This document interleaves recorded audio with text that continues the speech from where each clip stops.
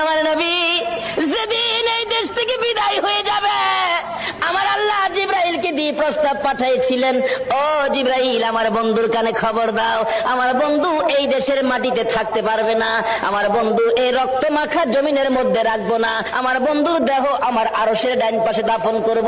জিবরাইল খবর নিয়ে ডাকতেছেন, হুজুর আল্লাহর সালাম গ্রহণ করুন। আমি জিবরাইলের সালাম গ্রহণ করুন। আল্লাহর নবী গো, আপনার দেহ মুবারক আল্লাহর আরশের ডাইন পাশে দাফন হবে, আপনি খুশির সহিত কবুল করুন। আমার নবী কোনো কথা কয় না, দুইটা চোখের পানি ঝরঝর করে ছাড়তেছে। জিবরাইল বলেন, ইয়া রাসূলুল্লাহ, এত সুন্দর প্রস্তাব নিয়ে আসলাম, কোনো কথা কন না, খালি কাঁদেন কেন জানতে চাই।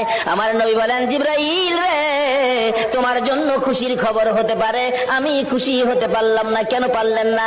রে জিবরাইল, আমার দাফন আল্লাহর আরশের ডান পাশে হবে, আমি জানতে চাই আমার গুনাহগার উম্মতের দাফন কই হবে রে?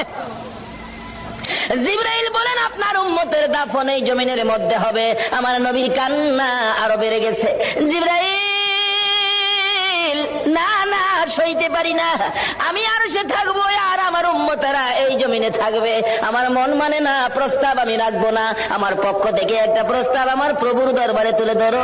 জিবরাইল রে, আমার গুনাহগার এতিম উম্মতেরা যেই জমিনে থাকবে, আমি নবী আর সে যাব না রে, আমি আমার গুনাহগার উম্মতের পাশে সেই জমিনে